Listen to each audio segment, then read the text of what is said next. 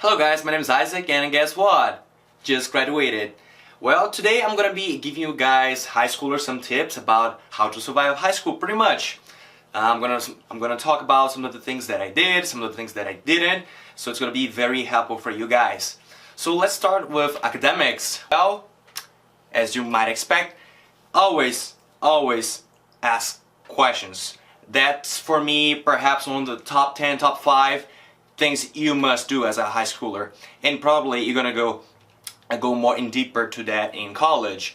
Well, one of the reasons why you should ask your teacher about whatever is because not always you can rely on your friends, you know. Sometimes they're busy, sometimes they just don't want to help you because, you know, humans are human, so you gotta figure it out how to get that info, that topic, that content that you didn't properly understand.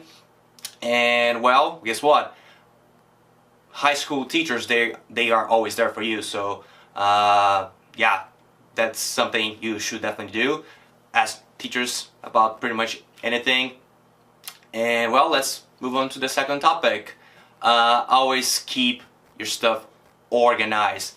That's key for sure. And let's start with your room. Keep your room, yes, your room. I'm not talking about like your schedule, your homework, your whatever, your essays. No, I'm talking about first your room at your house. Clean up your room first, because then you change your mindset, okay? You change your mindset and you're gonna keep constantly developing that mindset of, oh, okay, I'm gonna, you know, clean my room first and then I'm gonna do other stuff.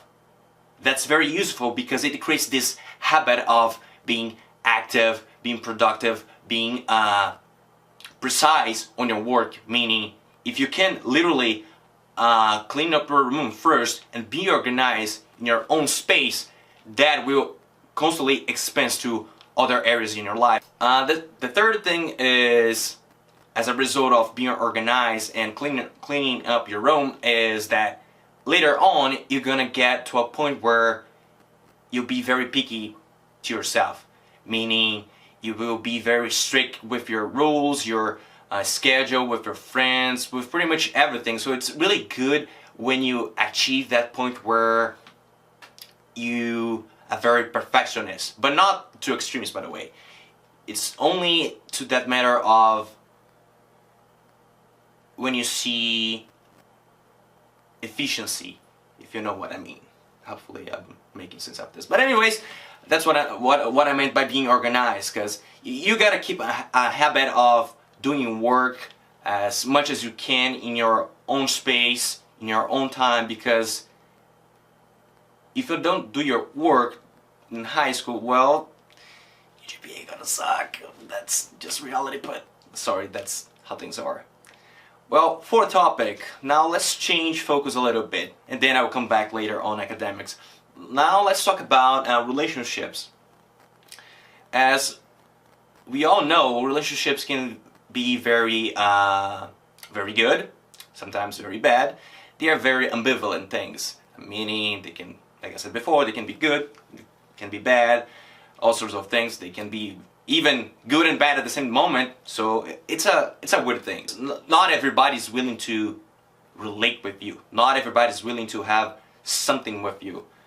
So it was very hard to me, especially when I got here, to know whether people want me to be with them or not. That was key. And well, just small quick tip. Always be nice. That was the thing that helped me a lot, because I knew not everybody would hang out with me, talk to me, whatever. But I knew if I would be nice with anyone, this person could potentially help me out. And that's what happened like a lot of times. I know, just like open the door, be nice, saying hello, you know, being proactive and trying to help others. And that's, by the way, another topic. Help others, be proactive. Go out there and just be like, does anyone need help? Because I'm the boss, I'm here to help you. You can trust me. So just because you're doing these things, like trying to stand out in the world, you know, in high school, that puts you in a different status. Like, I'm not even kidding. That's how I got my reputation. If I'm bragging about myself by now, it's fine. But that's how you do stuff, you know. You try to be different in a way, not in a very weird way, by the way. Don't try to be all different, because then you're gonna look odd. But you know, stick with yourself, trying to be nice, trying to be, by the way, try to be respectful, especially with your teachers. Okay. Fifth, sixth topic I can't even remember right now, just because, you know, then you just be like, if you have a good relationship with your teacher, man, you golden. You literally golden, because here's something that most of the people don't tell you about. Social capital is more important than financial capital. It's not about how much you have. It's not about how many gold, money, dollars you have. That doesn't matter at all, actually. It's about the people you know. And if you know the right people, they can put you in the right spot. So meaning, if you know the teachers, if you have a good reputation with them, if they know you, if you talk to them, if you create that bond, that connection, man, you're golden. Because they're gonna talk about you. And when they talk about you, they will probably say good things about you, okay? They're gonna say things that you don't expect at all. In fact, the other day I just heard about a teacher that I inspired in him to teach ELL kids. And by the way, ELL is a program at my school, Bora High School, that teaches immigrants and refugees English and other topics such as math, biology, whatever. So just to know the fact that I could inspire someone, it's very meaningful for me. So as you can see, the more you create these bonds, relationships with teachers, the more they're gonna put you out there. So I think that's for relationships. For relationship, I think that's it. Now let's go back for some academics. One of the things that I really struggled on for a couple of times was developing my confidence in speaking, talking, if that makes sense. First, because I'm not native. Second, because I was in a different culture. And third, because I pretty much knew I didn't know anyone. So just imagine like someone random trying to dig a little bit of what the heck's going on. That was me like 2-3 years ago. I was totally lost for a couple of weeks, even months, to be frank with you guys. And well, how did I grow up? How did I boost my confidence? How did I boost my academic skills? Because not to brag about myself, but I went to a really good high school back in Brazil, but still, I mean, I was in another place. So how did I get here? How did I succeed in 3 years? Well, I'm gonna say there were 3 factors. First, family. Family, again, I know, teenagers, come on, I know. I'm 19 now, I'm not that teenager, but come on. I know, I was there, I was in your position too. So I know it's hard sometimes to have good relationships with your parents. But trust me, do your very best, because they're trying their very best. They had you, they support you for so long. So as a device, I would really recommend to just try as much as you can to improve your relationship with your parents, because that's gonna help a lot during senior year. Trust me, I'm not even kidding. If I didn't build that relationship with my father earlier, I would be gone during my senior year. So because of my good relationship with my father, he eventually tried to help me as much as he could.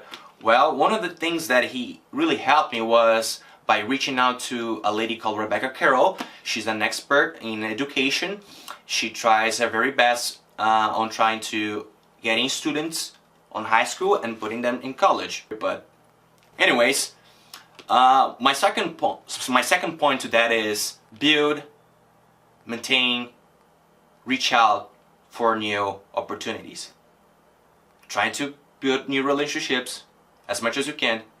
Try to reach out. Like I said before, we are from Brazil, so all the things we got in high school, it was limited. All the information, like going to college, scholarships, academics, AP courses, SAT, ACT, all these things, they were also having the same issues in planning their college process. So I was like, oh, I'm not the only one. So guys, put this in mind. I know sometimes people don't get very picky on this, like, oh, you know, it's gonna cost a lot, but is it really worth it? But from my experience, yeah, having a college planner by my side was definitely a fantastic thing. You know, getting to have someone pushing you up, like constantly give you information, boosting your confidence, and always being hard on you, because that's part of it. You gotta have someone who's harsh on you, so then you can, you know, motivate yourself and keep going. That was very key for me.